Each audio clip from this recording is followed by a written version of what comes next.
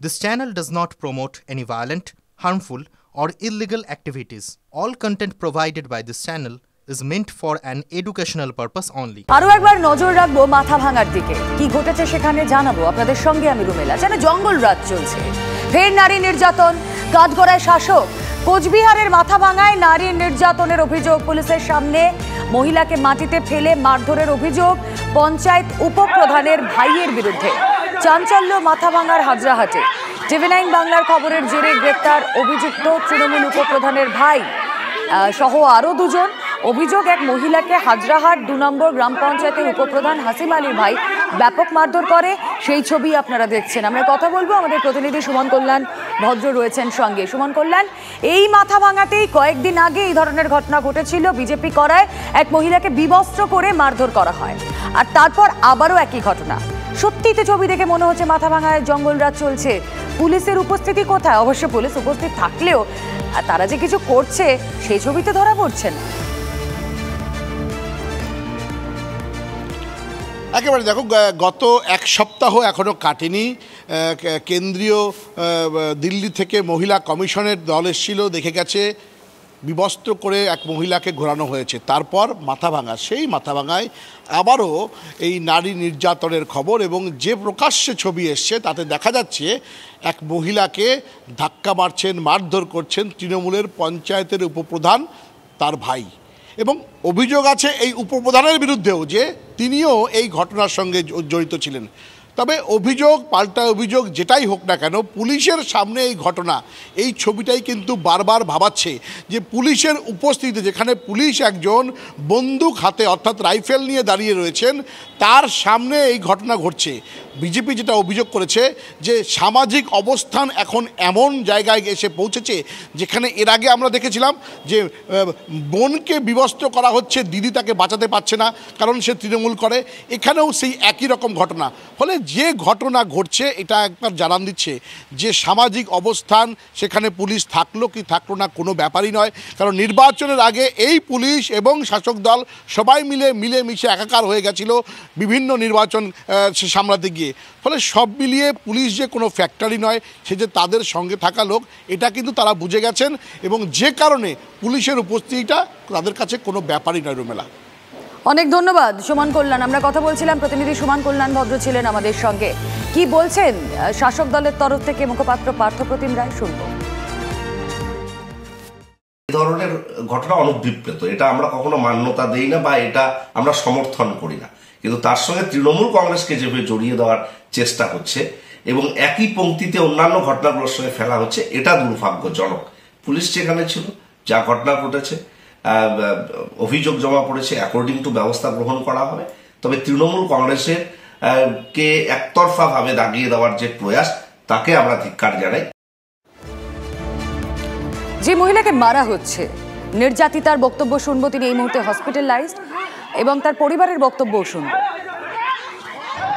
হাসিম আলী আর হচ্ছে ইরশাদ আলী, এরা সবাই ওই পরিবারটা সবাই এসে আমাকে মেয়ে ছেলে পুরুষ সবাই মারছে। হাসিম আলী এত বড় একটা পার্টির নেতা, ইরশাদ আলী ওনার ভাই, কেন আমাকে এইভাবে মারপিট করলো, আমাকে বিয়েজ্জতি করলো, আমি এটা শাস্তি চাই। এই সময় আমরা ছিলামই না, পরবর্তীতে শুনে এসেছি অন্য কেউ এনাকে দিয়ে এই ব্যাপারটা খেলাচ্ছে। আমরা একটা দায়িত্বে আছি। দেখেন, আমরা মানুষের ভালো করার জন্য আছি, আমরা খারাপ করার জন্য নই। আর মহিলা মানুষের গায়ে হাত আমরা চলুক না, আমরা একটা দায়িত্বে যেহেতু আছি, কখনোই এটা হতে পারে না। এটা মিথ্যা কথা বলছে। আর এদিকে ছেলে ধরা গুজবে পিটুনি এবার বর্ধমান শহরের নাবালিকা সহ দুজনকে বেদম মার। বর্ধমান শহরে 33 নম্বর ওয়ার্ডে মারধরের ঘটনা প্রকাশ্যে। এলাকায় একটি বাচ্চার সঙ্গে কথা বলতে দেখে সন্দেহ। স্থানীয়রা পরিচয় জানতে পারলেই পালানোর চেষ্টা 5 জনের। স্থানীয়রা ধাওয়া করে অন্য পাড়ায় দুজনকে ধরে ফেলে। মারধরের পর পুলিশ গিয়ে দুজনকে উদ্ধার করে। আক্রান্তদের দাবি, ওই পাড়ায় তারা ভিক্ষে করতে এসেছে। যখন ধরলাম তখন ওরা সব স্বীকার করেছে যে হ্যাঁ আমরা মেয়ে ছেলেকে মারলো, আর ছেলেকে মেরেছে। মারার পর ওরা স্বীকার করেছে যে হ্যাঁ আমরা ছেলে চুরি করায় তারপরে ওই বিক্রি করে দিই, ওই দাদাকে দিই, একটা ছেলে ছিল ওকে দিই। মেয়ে ছেলে স্বীকার করেছে। ঠিক আছে, যখন দেখে বলছে যে এ তো আমাদের পাড়ার ছেলে নয়, কি ব্যাপার, তখন বলেছে এই শোন তখন ছুটেছে। আমার ভাই ছিল, আমার ভাই সমানে পিছু পিছু ছুটেছে, এত প্রচণ্ড ছুটেছে। ছোটার পর এই তেলমারুই পাড়ায় এসে ধরা পড়েছে, তারা দুজনাকে মেরেছে আর তারপরে ধরা পড়েছে। মারধর করে হ্যান্ড ওভার করে দেওয়া হয়েছে। মানুষের রোষ, ছেলে ধরা,